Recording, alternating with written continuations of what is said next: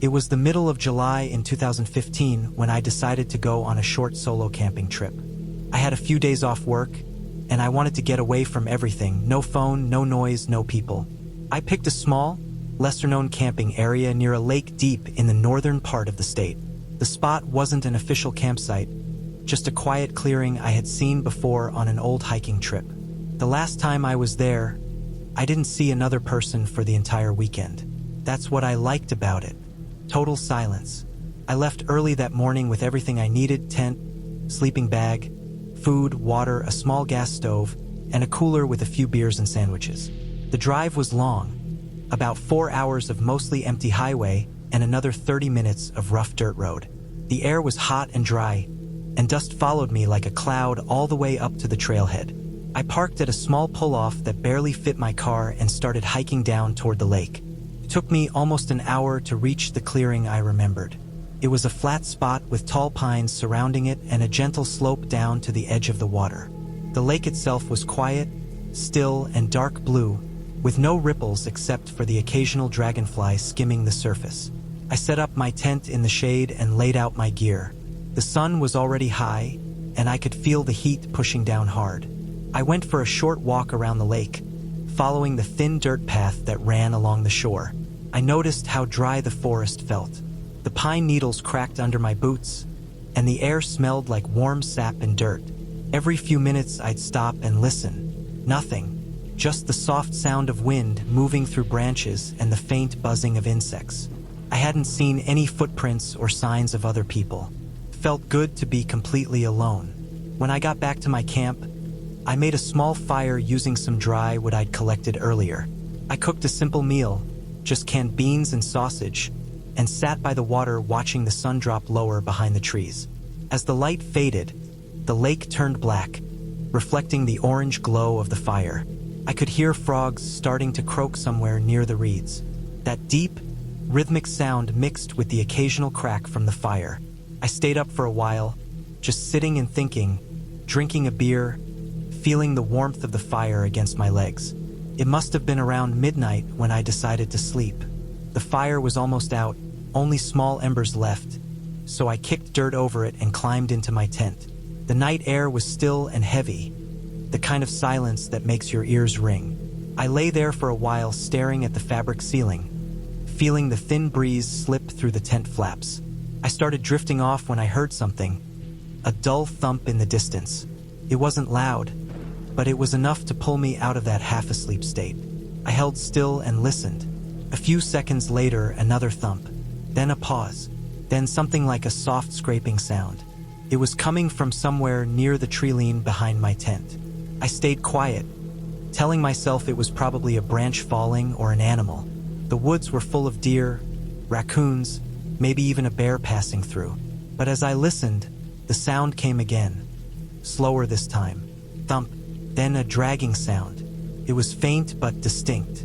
It didn't sound like an animal walking. It sounded heavier, like something being pulled or dropped against the ground. My chest started to feel tight, and I could hear my heartbeat louder than the noises outside. I reached for my flashlight and switched it on. The light beam cut through the thin fabric of the tent, showing nothing but shadows of trees. I didn't want to go outside right away, but I also didn't want to just lie there. I unzipped the tent quietly and aimed the flashlight out into the darkness. The beam moved across the trees, the bushes, the fire pit. Nothing. The woods looked exactly as they had earlier, still and empty. I stepped out and listened again. For a long moment, there was nothing. Then, faintly, I heard the sound again. But this time it was farther away, like it had moved down toward the lake. I turned in that direction, scanning the flashlight over the slope, and for a second I thought I saw something. A shape, maybe a person standing halfway down near the edge of the water. It was only a split second before I blinked, and the shape was gone. I froze. My brain tried to explain it. Maybe a tree trunk, maybe my light hitting the water, but it didn't feel like a trick. It felt like I had seen someone there, standing, watching. I kept the light aimed toward the lake for a while, but nothing moved. No sound, no reflection. Nothing. I finally went back to the tent, zipped it up, and sat there with the flashlight in my lap. I stayed awake for hours listening. The woods stayed silent, but I couldn't shake the feeling that someone had been there. When the first light started to creep through the trees, I got out of the tent and checked around the area. The ground was covered in dry needles, so it was hard to see footprints. But near the slope by the lake, I noticed something that caught my attention. There were faint marks, like something heavy had been dragged along the ground toward the water. Not deep, but just enough to disturb the layer of pine needles. It led right up to the shore and then disappeared into the mud. I crouched down and looked closely, but I couldn't tell what made it. I didn't see any animal prints, and it didn't look like tire tracks or anything mechanical. The rest of the morning felt off. I tried to shake it and just enjoy the trip, but my stomach felt tight. I went fishing for a bit but couldn't focus. Every small sound made me turn my head. Around noon, I heard movement again. Soft footsteps, like someone walking on dry ground not too far away. I stood still and listened. The sound came from deeper in the woods this time, to my right, slow and careful. I couldn't see anything through the trees, but it didn't sound like a deer. It stopped when I moved. That was the part that made my skin crawl. It was almost like whoever or whatever it was didn't want to be noticed. I decided to pack up a little earlier than planned. I didn't feel safe anymore. I kept looking over my shoulder every few minutes while stuffing things back into my bag. I didn't want to run like I was panicking, but I also didn't want to waste time. As I was folding up the tent, I noticed something again. Across the lake on the far side, there was a faint flash of something pale through the trees. It moved slowly, like someone walking along the shore, just far enough away that I couldn't make out details. The moment I looked at it directly, it disappeared behind the trees again. I stopped everything and just stood there, staring across the water. My mind kept switching between logic and instinct. Could have been a fisherman, maybe a hiker exploring the area. But there was no road or trail on that side. The only way to get there would have been a long hike through thick forest or coming around from another access point miles away. I hadn't seen or heard another car since I arrived. I waited for a long time, scanning that side of the lake, but nothing else moved. By the time I started hiking back toward my car, the air felt thick and hot again. The forest was completely still, no wind, no birds. The kind of quiet that doesn't feel natural. My backpack felt heavier than before, my shirt sticking to my back with sweat. I kept glancing behind me as I walked, half expecting to see someone following, but the trail stayed empty. It took me almost an hour to reach the car. When I finally saw it through the trees, I felt a kind of relief that made my legs weak. As I threw my gear into the trunk, I noticed something that made me freeze again. On the driver's side door, near the handle, there was a streak of mud. Not just a smudge, 3 long vertical streaks, like someone with dirty fingers had dragged them down the metal. They were dry and light brown, maybe from the lake shore. I hadn't gone near that side of the car since I parked it. My heart started pounding again. I stood there staring at it for a while, the windless forest pressing around me.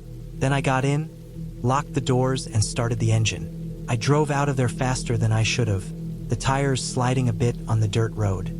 I kept checking the rearview mirror the entire time, expecting to see someone standing on the trail, but it stayed empty all the way until I hit pavement again. I didn't stop until I reached a gas station almost 40 miles away. When I stepped out to fill up, I looked at the door again. The muddy streaks were still there, dried into the paint. I never figured out who or what was out there that night. I told myself it could have been another camper, maybe someone fishing or hiking, someone curious enough to walk around another person's camp. But the more I think about it, the less that makes sense. There were no other cars, no signs of people, and those dragging marks by the lake still stay in my mind sometimes. I never went back to that place again. Sometimes, when I drive at night and catch my reflection in the side mirror, I still think about that empty forest, that silent lake, and those muddy marks on my car door. And I wonder if whoever was out there that night was watching me the entire time, waiting for me to fall asleep again. I went camping alone one weekend in early October, out near a place called Winding Creek, about 2 hours from the nearest town. I had taken a few days off work, and I wanted silence, real silence. I was tired of people, of noise, of the constant movement of life. That part of the state had endless stretches of forest, small dirt roads leading off into nothing, and I'd always been curious what it would feel like to be completely isolated. No phone service, no other campers, no trails crowded with hikers. Just me and the woods. I arrived late in the afternoon. The road leading to the spot I picked was narrow, just gravel and loose dirt twisting between thick walls of pine trees. The ground was soft from last night's rain, and my boots sank slightly when I stepped out of the truck. The air smelled of wet leaves and cold earth. It was quiet enough that I could hear my own heartbeat when I stopped moving. I found a flat patch near the creek where the trees thinned out. The water wasn't deep, but it ran fast over smooth rocks, creating a steady sound that blended with the occasional creak of branches high above. I set up my tent, started a small fire, and unpacked my gear. The forest was damp and cool, and the smell of burning would slowly fill the air. Felt good, peaceful, even for a while. As darkness fell, the temperature dropped quickly. The forest looked different once the sun was gone. Less friendly, more hollow. The firelight only reached a few feet before being swallowed by the dark. I cooked a can of beans on the fire, ate quietly, and listened. No insects, no owls, no frost. Just the creak and the faint hiss of the fire. I thought maybe it was because of the cold. Still, that silence started to feel heavy, like the air itself was holding its breath. I tried to sleep early, but I couldn't. Every small sound made me open my eyes. The wind would push through the branches and scatter dry needles across my tent. I could hear the soft drip of water falling from the trees. Then, sometime past midnight, there was a sound that didn't fit. It was faint but sharp, a short crack, like a branch breaking. It came from the other side of the creek. I told myself it was just an animal, probably a deer or a raccoon. But it didn't move afterward. There was only that one sound, then silence again. I stared at the tent ceiling for a long time, waiting for something else, but nothing came.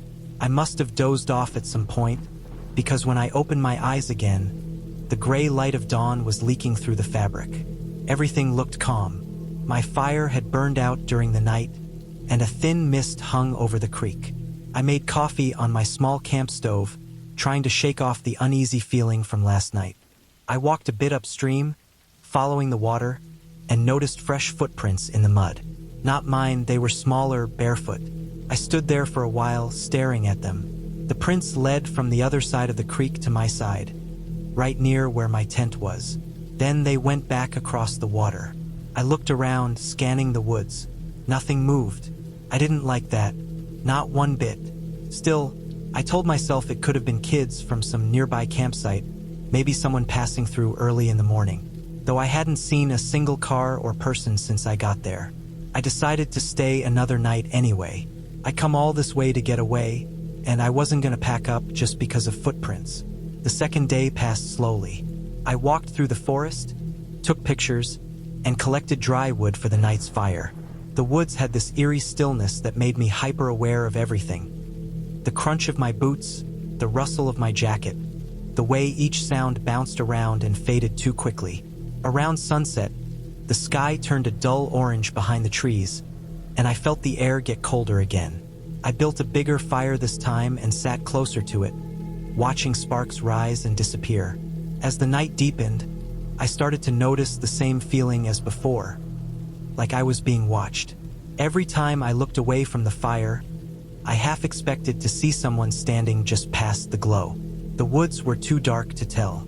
The sound of the creek had become a background hum, and I started picking up small noises between it. Something moving, slow, light steps. I stayed completely still, my ears straining. The movement stopped when I did. I stared into the blackness beyond the firelight, but I couldn't see a thing. Then I caught it again. Something shifting near the trees on the opposite side of the creek. Just enough to make a branch sway. I told myself it had to be an animal again, though I'd seen no tracks other than those barefoot ones. It went quiet after that. For about 10 minutes, I didn't hear anything. Then there was a splash in the water. Not small, like someone stepping in. My stomach dropped. The creek wasn't deep, maybe ankle level, but it was wide enough that anything crossing would make noise. I grabbed my flashlight and pointed it toward the sound. The beam cut through the mist, catching the reflection of water droplets. For a moment, I saw movement, something pale, like skin, vanishing behind a tree. My heart was hammering so hard I could barely breathe. I stayed like that for what felt like an hour, holding the flashlight steady, my fingers freezing around it, but nothing else moved. Eventually, I shut off the light and backed toward my tent. I couldn't bring myself to sleep. I just sat there inside the tent, wrapped in my sleeping bag, staring at the zipper.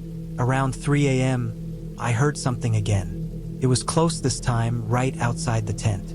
A slow, dragging sound, like someone brushing a hand or foot through the leaves. I stopped breathing. The sound moved around the tent, pausing now and then. I could hear the faint crunch of damp leaves under weight, too slow and deliberate to be an animal. My entire body was locked in place. I waited, listening, heart pounding. After a while, the sound faded toward the creek. I didn't move until I heard the soft splash of water again. I stayed up until daylight. When the first bit of sunlight touched the tent, I unzipped it slowly. The ground outside was wet, and there were prints again. Bare feet, smaller than mine, and this time they circled the tent twice before leading back toward the creek.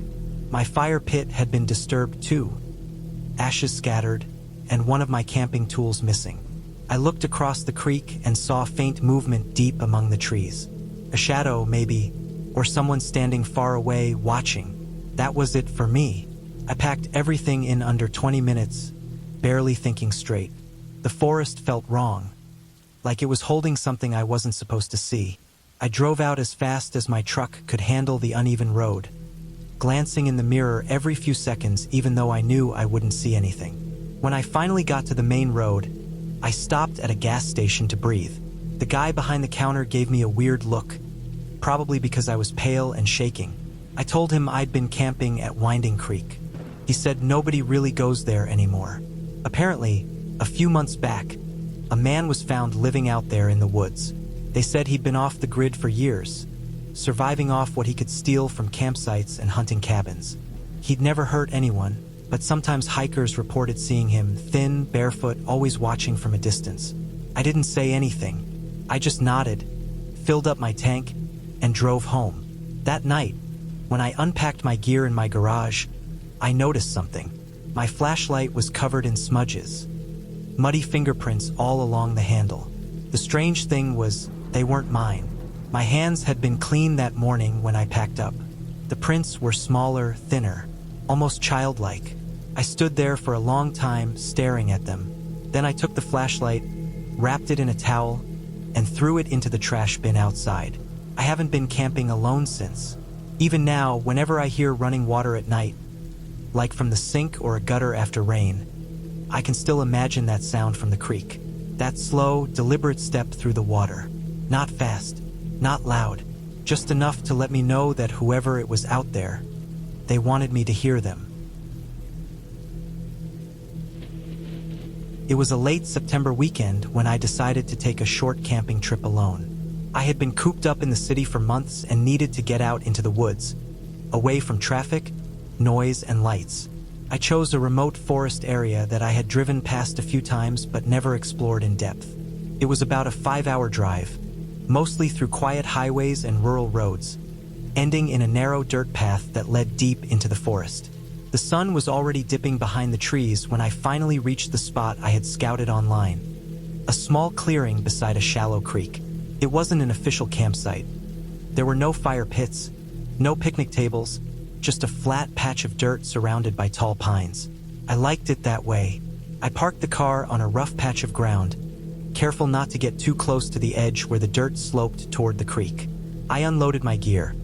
A 2-person tent, a sleeping bag, a small camping stove, a cooler with food and water, and a backpack with extra layers and a flashlight. I set the tent up near the center of the clearing, making sure the opening faced the creek so I could hear the water flowing at night. The forest was quiet, almost too quiet. Only the sound of the creek and a few distant birds filled the air. I took a deep breath, savoring the clean, earthy smell of damp leaves, pine, and soil. After setting up camp, I decided to take a walk along the creek. The trail was narrow, uneven, and covered in loose stones and pine needles. I noticed animal tracks near the water: deer, raccoon, and possibly coyote.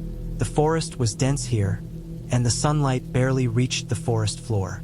As I walked, I kept an eye out for hazards, hidden roots, slippery rocks, and low branches, but mostly I just tried to enjoy the isolation. The further I went, the quieter it became. Birds stopped calling, and even the wind seemed to die down. It felt like the forest was holding its breath. I returned to camp and built a small fire using dry wood I collected nearby.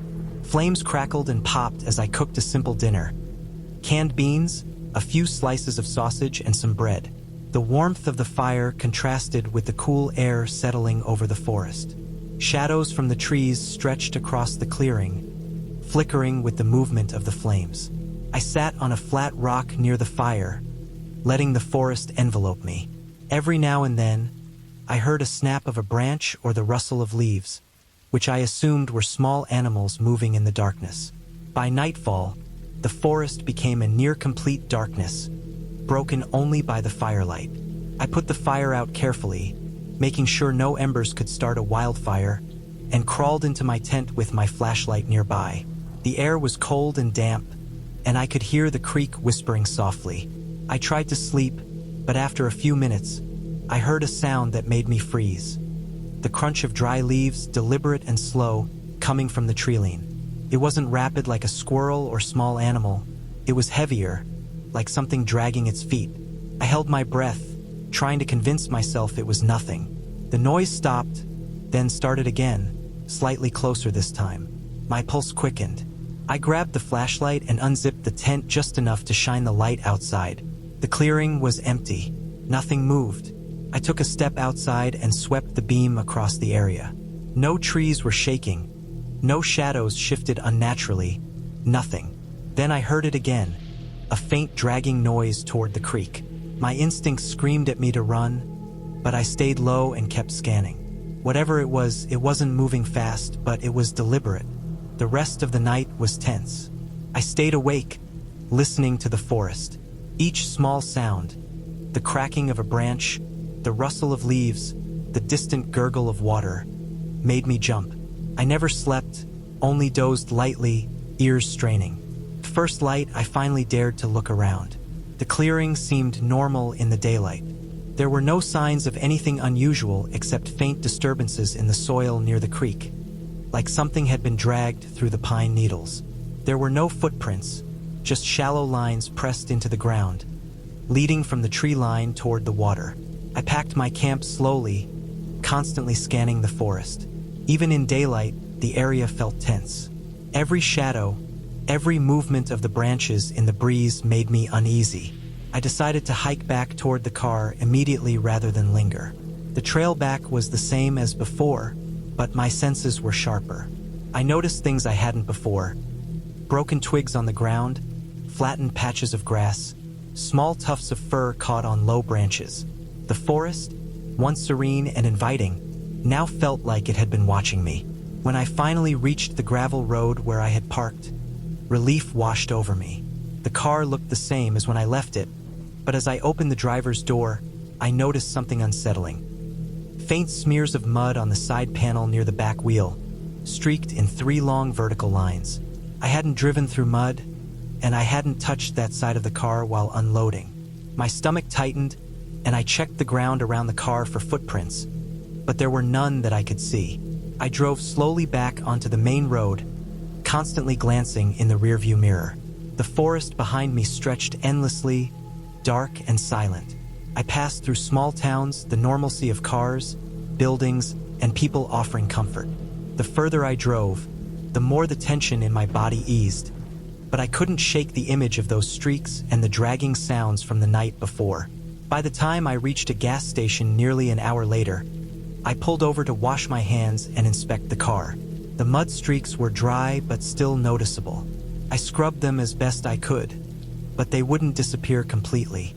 I thought about what could have caused it: a hiker passing through? An animal dragging something? None of it fully explained the sound patterns or the dragging marks by the creek. I realized how vulnerable I had been, alone in a place with no one around to help. I never returned to that clearing. The memory of that night stayed with me, vivid in detail. The way the shadows moved, the quiet of the forest, the sound of the creek, and the faint dragging noises that I couldn't explain. The experience taught me to respect the isolation of the wilderness, to trust my instincts, and to be aware that even when everything seems calm, the forest can be unpredictable and full of life that notices you long before you notice it. That trip ended safely, and in hindsight, I feel grateful. I left the forest unharmed, but the lesson stayed with me. Solo camping in remote areas can be exhilarating, but it also exposes you to unknown risks. You rely on your awareness, caution, and the simple preparedness of having the right gear and knowing your limits. That weekend reminded me that survival isn't about fighting some mythical threat.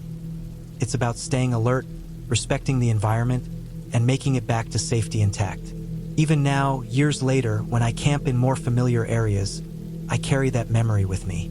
I pay attention to small sounds, to disturbances in the ground, to the subtle signs of movement around me. It's not paranoia, it's caution earned the hard way. That night in the forest was terrifying, yes, but it was also a clear reminder that nature is not forgiving, and that the wilderness is always alive, whether you see it or not. It was late August, and I had decided to take a break from work for a weekend camping trip. I didn't want to go somewhere popular or crowded, so I chose a small, remote area in the national forest that I had driven past a few times before. It was about a 4-hour drive from my apartment, mostly empty highways, followed by a narrow gravel road that got rougher the further I went. By the time I reached the spot, late in the afternoon, the sun was already low, casting long shadows through the dense pines. I parked at a tiny clearing I remembered from a previous hike. It wasn't really a campsite, more like a flat area between the trees, with a slight slope down toward a small stream. The ground was uneven, covered in dry pine needles and scattered rocks. I opened the trunk and started unloading my gear. A 2-person tent, sleeping bag, small cooler, cooking supplies, flashlight, and a backpack filled with water, food, and a first aid kit. I usually didn't like solo camping, but this time I wanted complete isolation. No interruptions, no noise, just the forest. I set up the tent near the edge of the clearing, close enough to see the stream but far enough that it wouldn't flood if the water rose. The sun was still warm, but a breeze rustled through the pine branches, bringing a faint smell of wet earth from the stream. I spent some time walking around the area, exploring the uneven terrain, checking for safe spots to cook and sit. The forest was quiet, apart from the usual sounds. Birds hidden high in the canopy, the soft rustling of leaves, and the faint gurgle of the stream. I found a few fallen logs to use as seating and a patch of smooth rocks to make a small fire pit. By early evening, I had a fire going. The flames licked the air, crackling as they consumed dry twigs and pine cones. I cooked a simple dinner, canned chili and a few sandwiches I had packed. The light from the fire reflected off the stream, casting shimmering patterns on the nearby trees. The forest felt calm, almost peaceful. I ate slowly, listening to the sounds around me. As the sun dipped lower, shadows grew longer, and the forest became a maze of dark shapes. After dinner, I cleaned up, making sure to leave no trace, and then sat by the fire, drinking water and letting my eyes adjust to the darkness. Firelight danced across the nearby trunks, making them seem alive. The wind had died down, and the forest had entered that still, heavy silence that feels almost unnatural. I felt a twinge of unease, but I chalked it up to being alone in the woods. Around midnight, I decided to go to bed. I put the fire out properly, covering the embers with dirt, and crawled into my sleeping bag. The night was cool but comfortable. I lay there staring at the ceiling of my tent, feeling the subtle sway of branches outside. I could hear the stream, the distant hoot of an owl, and the occasional snap of a branch somewhere in the woods. At first, I felt safe, but then I noticed a faint sound that made my stomach tighten. The crunch of dry leaves, slow and deliberate, coming from outside. I froze, listening. The sound stopped and then started again, moving closer to my tent. It wasn't fast, like an animal running. It was slow, heavy, careful. My heart started pounding. I grabbed my flashlight and unzipped the tent slightly, shining the beam outside. The clearing was empty, the fire pit dark and cold, the shadows still. I stepped out slowly, keeping low, sweeping the light across the area. Nothing moved. I waited, tense, ears straining. Then I heard it again, a scraping sound, like something heavy being dragged across the ground. My pulse spiked. I pointed the flashlight toward the noise, trying to see between the trees, but all I could see were shadows. The noise stopped abruptly. I held my breath, listening, but the forest was silent again. I decided not to stay in the open. I crawled back into the tent and zipped it shut, sitting there with the flashlight in my lap. I stayed awake for hours, listening to the sounds outside. Every snap of a twig, every rustle of leaves made my chest tighten. I didn't sleep until the first light of dawn crept through the trees. When I finally got up, I checked the clearing. The fire pit was undisturbed, but there were faint marks in the pine needles leading toward the stream. They looked like something heavy had been dragged across the ground. Small depressions pressed into the forest floor. I crouched and studied them. They didn't look like animal tracks, at least not any I recognized. There were no footprints, just the shallow grooves and disturbances in the dry needles. I packed up my camp slowly, still on edge, scanning the forest around me. As I walked back toward the gravel road, I felt exposed. Every sound of the forest, branches snapping, leaves rustling, birds moving, made me tense. I kept my flashlight ready, even though it was broad daylight. I couldn't shake the feeling that something had been watching me, tracking me through the night. The hike back to my car took longer than expected. I kept glancing over my shoulder, imagining shapes in the trees. When I finally reached the road and saw my car, relief flooded me. I loaded the gear quickly and locked the doors. As I started driving down the narrow gravel path, I noticed something that made my stomach knot. The back of my car was smeared with mud, streaked in long vertical lines. I hadn't driven through anything wet, hadn't touched anything that could make marks like that. I stopped for a moment, heart racing, staring at the smears. I got back on the highway and drove without stopping for nearly 2 hours, not daring to look in the rearview mirror. The sun was fully up, and the roads were busy again, filled with cars and trucks, the normal chaos of people going about their day. It felt almost unreal compared to the silence of the forest. By the time I reached the next town, I stopped at a gas station, washed my hands, and checked my car. The mud smears were still there, dry and caked into the paint. I scrubbed them as best I could, but I couldn't remove them completely. Even now, years later, I think about that night. I don't know if it was someone hiking through the woods, someone who had wandered into my camp without my noticing. Maybe it was an animal dragging something, but the marks and sounds didn't match anything I've ever seen in nature. The forest looked normal, calm, peaceful during the day, but at night, there was a hidden tension I hadn't anticipated.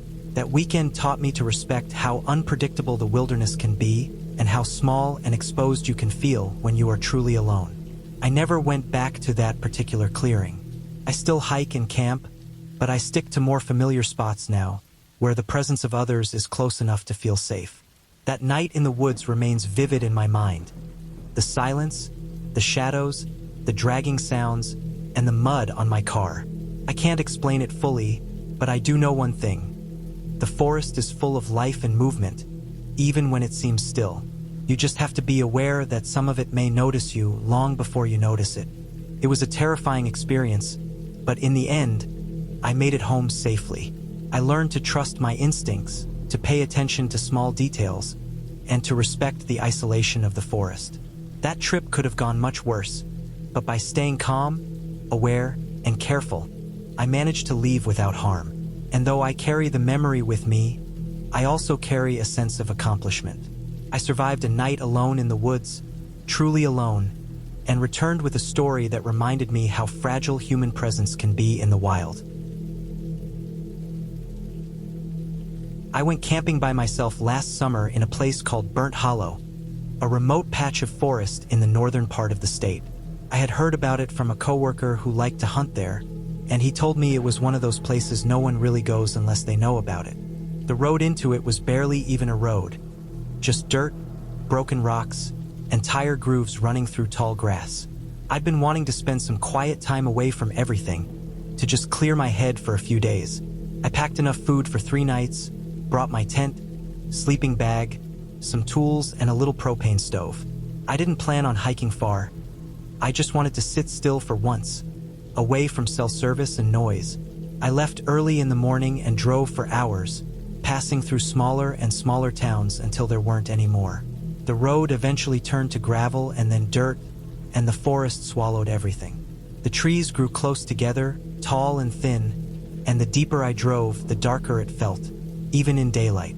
I found a small clearing near a dried-up creek bed where the trees opened enough to set up camp. The air smelled earthy and damp. I set up my tent near a fallen log, gathered wood, and started a small fire before the sun got too low. The first day was fine, quiet, peaceful. I walked around for a while, exploring the area, and found signs that someone might have camped there before. Old fire pit stones, an empty beer can half buried in dirt, and the faint remains of tire tracks leading a bit deeper into the woods. I figured hunters or off-road campers had been there before. It didn't bother me. By the time night came, the forest was pitch dark except for the small ring of light around my fire. The woods made constant noises, leaves shifting, twigs snapping, occasional movement that I assumed were animals. It was a little unnerving, but I told myself I'd get used to it. Sometime after midnight, I woke up to the sound of something heavy moving near my tent. It was a slow, steady sound, one step, then a pause, then another. The ground crunched lightly under it. I froze in my sleeping bag, staring at the roof of the tent. I didn't move, didn't breathe. I thought about grabbing my flashlight, but I was scared of making noise. Whatever it was stopped near the back of my tent and stayed there for a few seconds. I could hear faint breathing, slow and deep. My heart was hammering. Then it moved away, the steps fading until there was only the sound of leaves again. I barely slept after that. When the morning light came, I stepped outside to check around. The dirt was soft, and I could see impressions where something or someone had walked. These weren't animal tracks. They were boot prints, large, deep ones. They circled the tent once and then went off toward the treeline. I stared at them for a long time. The thought of someone walking around my campsite in the dark made my stomach twist. I didn't see or hear anyone else nearby, and there were no cars or trails leading into the woods. I considered packing up, but it was only my first full day, and I didn't want to overreact. Maybe some hunter was wandering through and got curious. That day, I hiked deeper into the forest to see where the prints went. They followed a faint path for a few hundred feet before disappearing near the dried creek. I looked around for more signs but found nothing. No trash, no camp, no tools, nothing. The woods were completely silent. No birds, no insects. The stillness was unnerving. After a while, I headed back to camp. I spent the afternoon reading and gathering more wood. I tried to shake the thought of those prints, but I couldn't stop glancing toward the trees every few minutes. That night, I built a larger fire to feel safer. The flames threw light farther this time, flickering against the trunks of trees. The shadows looked alive, shifting every time the fire cracked. I sat close, eating canned soup, listening to the distant sounds of the forest. Hours went by, and I started to relax again, telling myself it was just my imagination. Around 10 or so, I put more wood on the fire and crawled into my tent. The air outside was cold, and I zipped the tent fully closed, leaving only a small vent open. I was half asleep when I heard something again. This time, it wasn't just footsteps. It was a soft, dragging sound, like fabric scraping against dirt. Then something brushed against the side of my tent. I shot up, heart pounding, and froze in place.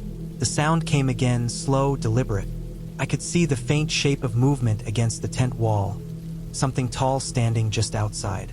I held my breath and reached for my flashlight. My hands were shaking so badly that when I turned it on, I accidentally knocked it against the ground. The sound echoed in the quiet. The shadow outside shifted and moved away quickly, vanishing toward the trees. I waited for a long time before unzipping the tent. When I stepped outside, the fire had burned down to glowing embers. I pointed my flashlight toward the edge of the clearing. There was nothing there, but on the ground near where the shape had been, I saw fresh footprints again. Deep booted, same size as before. They stopped about 10 feet from my tent, as if whoever it was had just stood there for a while, watching. That was enough for me. I decided right there I'd leave first thing in the morning. I didn't sleep after that. I sat up in my tent with the flashlight in my hand, listening to every sound until dawn. The night felt endless. When morning came, I packed as fast as I could. The air was foggy and cold. I loaded everything into my truck and started driving back toward the dirt road. About half a mile out, I saw something that made me stop. There was an old rusted pickup truck parked halfway down the embankment, covered in branches and mud like it had been there for years. The windows were gone, and weeds grew through the bed. I hadn't noticed it coming in, probably because it was hidden by brush. I walked closer to look, thinking it was abandoned, but when I got to it, I noticed something that made my stomach drop. There was a pile of burned cans, pieces of old clothes, and bones near a small fire ring beside it. Not animal bones, bigger, too big. Some were blackened like they'd been in a fire. There was also a tarp spread out under the truck, covered in dirt and what looked like stains. I didn't stay to look closer. I ran back to my truck and got out of there as fast as possible. The road back to the highway felt twice as long as it did going in. I kept checking my mirrors, half expecting to see someone following me through the trees. Every time the dirt road curved, I felt like something was just behind the bend. When I finally hit pavement again, I didn't stop until I reached a gas station near the edge of town. I went inside to wash my face and calm down. While I was there, I saw a faded flyer on the bulletin board by the door. It had two pictures, one of a middle-aged man, one of a young woman, and the words "Missing since 2017, last seen near Burnt Hollow." The photos were worn and sun-faded, but the man's face looked familiar. I couldn't place it at first, then it hit me. He looked a lot like the man from an old hunting magazine ad I'd seen online, one of those survivalist types who talked about living off-grid. I didn't say anything to anyone. I just stared at that flyer for a long time, trying to process everything. Then I got back in my truck and drove home. For days after that, I couldn't stop thinking about those footprints circling my tent. Whoever that was, they had been there long before I showed up. Maybe they were living out there, hiding from something, or maybe they just didn't want anyone near their territory. I'll never know. The thing that still bothers me the most isn't what I saw, but what I didn't. The forest was too quiet. No birds, no bugs, nothing. Just silence. Like everything in that place knew better than to make noise. I haven't been camping since that trip. Every time I see a forest road now, I think about those prints in the dirt, perfectly shaped, pressed deep into the ground, circling me while I slept. And I keep wondering how many other people might have camped out there and never made it back to tell anyone what they saw. Last summer, I went camping by myself for the first time in a long while. I'd been feeling trapped at work, always indoors, staring at screens, barely sleeping, barely eating right. I just needed to get away from everything and clear my head. I chose a small campground deep inside a forested area near the state border, about a 3-hour drive from where I live. It wasn't an official campsite, just a quiet area near an old, abandoned logging road that a friend had once told me about. He said it was peaceful, that nobody ever went there. That sounded perfect to me. I left on a Friday morning, the back of my old SUV packed with camping gear, food, and water. The weather was clear and hot, the kind of dry heat that made the air shimmer off the asphalt. The deeper I got into the back roads, the quieter everything became. There were long stretches with no houses, no cars, not even power lines. Just endless green forest, thick and still. When I finally reached the logging road, the dirt was cracked and overgrown with weeds. It looked like no one had used it in years. I drove down slowly, the tires crunching over loose gravel and dry leaves. The road was narrow, winding between tall pine trees that blocked most of the sunlight. The smell of pine and earth filled the air, and I rolled down the window to breathe it in. After about a mile, I found a small clearing that looked perfect: flat ground, a bit of shade, and a narrow creek running a short distance away. Felt peaceful, exactly what I was looking for. I set up my tent near the edge of the clearing, just far enough from the creek to stay dry but close enough to hear the gentle sound of water moving. The forest around me was full of small sounds: birds calling, insects buzzing, leaves rustling faintly in the wind. I gathered some dead wood and built a small fire pit out of rocks. By the time I finished setting everything up, the sun was already starting to drop behind the treeline. The golden light filtering through the trees made everything look calm and almost unreal. That first evening went by quietly. I cooked some food over the fire, sat by it as the sky darkened, and listened to the forest settle. The sound of frogs and crickets rose as the air cooled, and the creek gurgled softly nearby. I remember thinking that I couldn't remember the last time I felt so calm. But as the night grew darker, that peace started to shift into something heavier. The firelight only reached so far, and beyond it, everything turned black. The forest that had felt calm a few hours earlier now felt huge and hollow. Every sound, every crack of a branch or snap of a twig, seemed closer than it really was. I told myself it was just normal forest noise, animals moving around, the usual things. I tried to ignore it. I sat by the fire until around midnight, then finally put it out, leaving just a few glowing embers. I crawled into the tent, zipped it up, and lay down in my sleeping bag. I don't know how long I'd been asleep when I woke up. It was pitch black inside the tent, and the air was cold. The sound of the creek was faint, but there was something else, something different. At first, I thought I was hearing wind moving through the trees, but the air was still. Then I realized it was footsteps. They were slow, heavy steps moving across the clearing. The sound was faint, but close enough that I could tell they weren't random. They had rhythm, like someone walking carefully, one step at a time. My chest tightened as I lay perfectly still, listening. I tried to tell myself it was an animal, a deer, maybe a bear, but the steps sounded too controlled, too deliberate. Animals don't move like that. Whoever or whatever it was moving slowly around the edge of the clearing. I heard a soft crunch, then silence, then another. It was circling. I didn't move. I didn't even breathe loudly. The tent was thin, and I could see faint shadows shifting from the dim light of the moon outside. The sound stopped, and the silence that followed was almost unbearable. It stayed quiet for several minutes. Then I heard another sound, softer this time. A faint scrape, like something brushing against the side of the tent. My whole body froze. The fabric moved slightly, like something had just touched it. I stayed still for what felt like forever. My mouth was dry, and my heart was pounding so hard I could hear it in my ears. I wanted to grab my flashlight, but I was afraid that if I moved or made a sound, whatever was out there would know exactly where I was. Eventually, the noise stopped. The footsteps faded, slow and steady, back into the trees. I stayed awake until the faint blue light of dawn started to show through the tent walls. When I finally stepped outside, the clearing looked normal again. Empty, quiet, calm. But there were footprints in the dirt near the tent. They weren't animal tracks.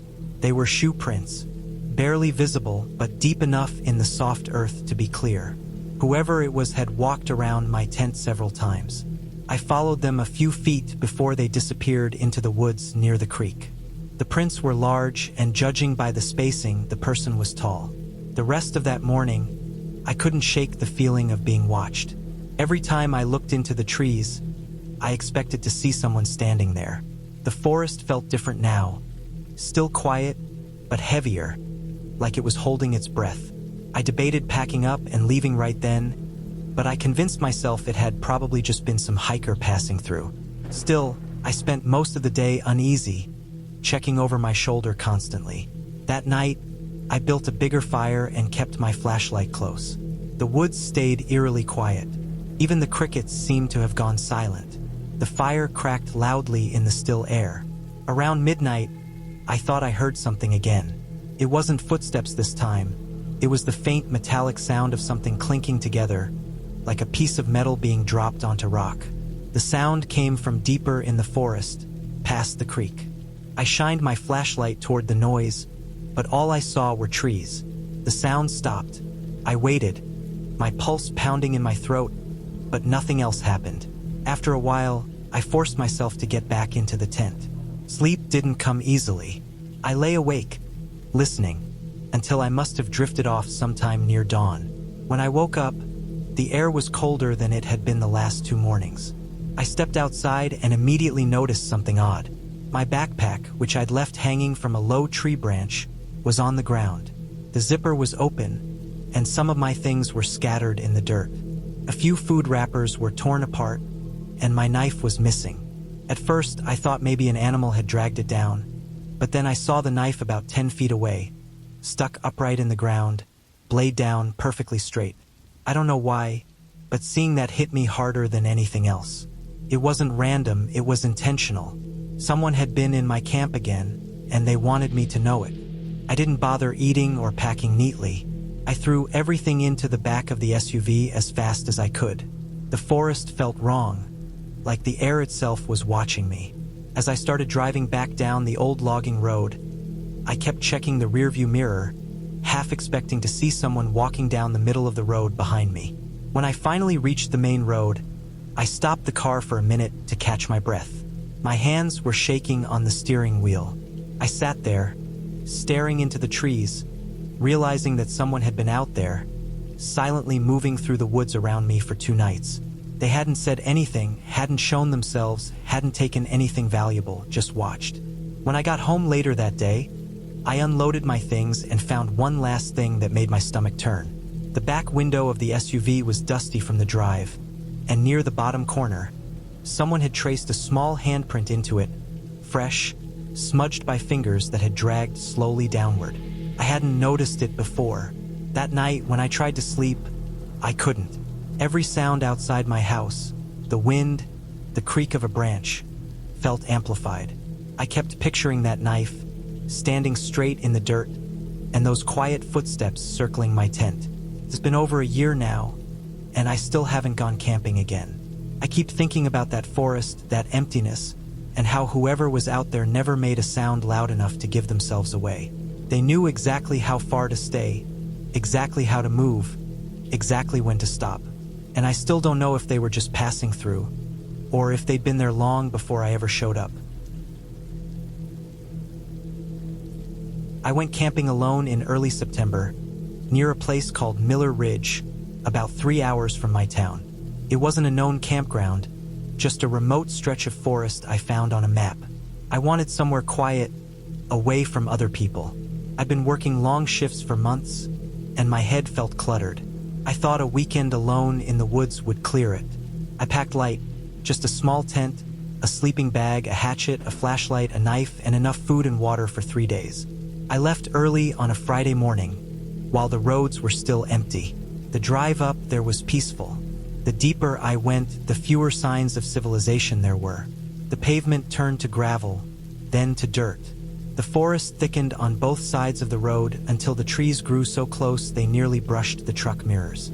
When I finally stopped, I was surrounded by complete stillness. No other vehicles, no houses, not even a distant hum of power lines. Just woods in every direction. I parked near a narrow path that led up toward the ridge. The air smelled earthy and damp, and the ground was soft with layers of pine needles and old leaves. The hike in took about 40 minutes. It wasn't steep, but the terrain was uneven, and the forest was dense. The trees were tall and old, their bark dark with moisture, and patches of moss covered almost everything. I finally found a clearing big enough to set up camp, a flat patch near a small creek that wound through the trees. The sound of running water was steady and low, just enough to break the silence. I set up my tent close to the creek and gathered some dry wood for a fire. The forest was quiet, which at first I found relaxing. I'd camped before, but never somewhere so completely isolated. By late afternoon, the light started to thin. The sun slipped behind the ridge, and the temperature dropped fast. The forest went from green and golden to gray and cold.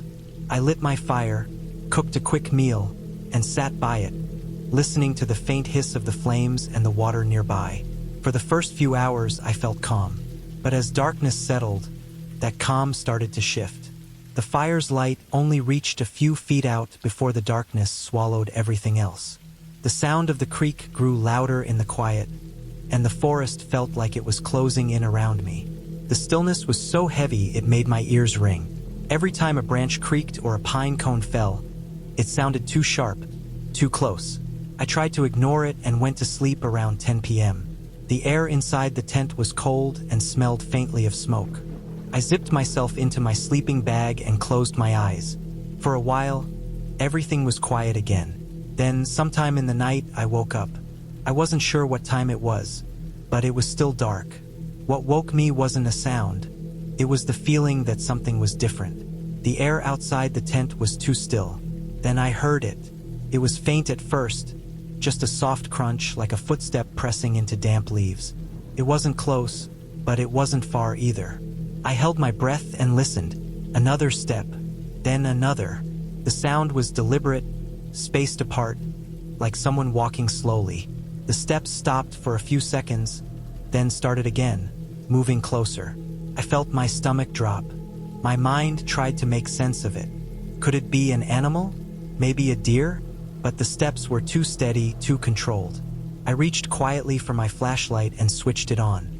The beam lit up the inside of the tent, and I realized how thin the fabric was, how I could see faint shadows of branches and movement through it if something passed by. The sound stopped again. The woods were silent, except for the quiet bubbling of the creek. I stayed still for several minutes, the flashlight trembling in my hand. After a while, I convinced myself it was nothing. Maybe the forest shifting or my imagination. I turned off the light, but I couldn't fall back asleep. I just lay there, staring into the dark, listening to my heartbeat. Eventually, I must have dozed off because the next thing I remember is sunlight seeping through the tent walls. When I stepped outside that morning, the ground was still wet from dew. I walked a few yards toward the trees, scanning the forest floor. That's when I saw them, footprints. Not boot prints, but bare feet. They were clear in the damp soil close to where my fire pit was. I crouched down and looked closer. They were large, wider than mine, and the toes had pressed deep into the mud. Whoever they belonged to had walked barefoot through the forest in the middle of the night. The prints came from the direction of the trees and stopped about 10 feet from my tent. Then they turned and went back the same way. I stood there staring at them for a long time. My first thought was that maybe someone else was camping nearby, but I hadn't seen any vehicles, no other fires, no sounds of anyone else. It didn't make sense. The whole day, I couldn't shake the feeling of being watched. Every time I turned my back to the trees, I felt like something was behind me. I tried to distract myself by hiking up the ridge, but I couldn't focus on anything. I kept scanning the woods, half expecting to see someone standing between the trees. When I got back to camp later, I rebuilt the fire and checked my gear. Nothing was missing or disturbed, but that didn't make me feel better. Night came fast again. The sun barely had time to touch the tops of the trees before it dropped away. I built a larger fire this time and kept my flashlight nearby. I didn't eat much. I just sat staring into the fire, listening. The forest was completely quiet again. No birds, no bugs. Just the soft hiss of the flames and the occasional splash of water from the creek. Around midnight, I heard something again. This time, it wasn't just footsteps. It was a scraping sound, slow and steady, like something metal dragging against wood.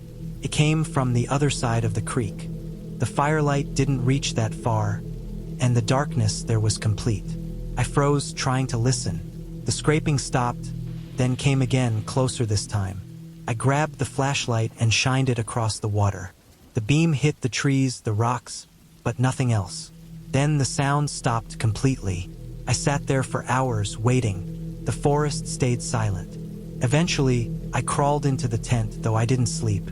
I lay awake all night, listening for the smallest sound.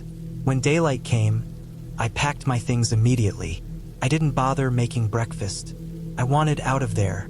When I stepped out to take down the tent, I noticed something on the other side of the creek. There was a small pile of rocks stacked neatly on top of each other. 5 or 6 of them, balanced perfectly. They hadn't been there before. Beside them, stuck into the ground, was a long piece of wood, like a branch sharpened at one end. I stood there staring at it, feeling a tightness in my chest. I didn't go closer. I just turned back, packed faster, and left. The hike back to the truck felt twice as long as before. Every sound made me jump. The crunch of my own boots, the snap of twigs underfoot. A few times, I stopped and listened, thinking I heard something behind me, but it was always quiet when I turned around. The feeling of being watched didn't fade until I finally reached the dirt road and saw my truck through the trees. When I got there, I noticed something that made my stomach twist. On the hood of my truck, drawn faintly through the dust, were handprints. Large ones, not smeared, not random, just clear, deliberate prints pressed into the dirt, as if someone had leaned there while waiting. I got in, locked the doors, and drove until I was back on the main road. I didn't stop for anything. When I finally reached town, I pulled into a gas station, went inside to wash my hands, and just stared at myself in the mirror. My clothes smelled like smoke and dirt, and my face looked pale and tired. I didn't tell anyone what happened. It's been months since that trip, and I still think about those footprints by my tent, those handprints on the hood, and that sound across the creek. I've camped all my life, and I've heard every kind of animal there is. But those weren't animals. Someone was out there, walking barefoot through the forest at night, watching me. I haven't been camping alone since then. Whenever I hear the sound of leaves crunching underfoot now, even in my own backyard, I feel that same rush of cold in my chest. Because out there, miles from anyone, someone found me in the dark and let me know I wasn't really alone.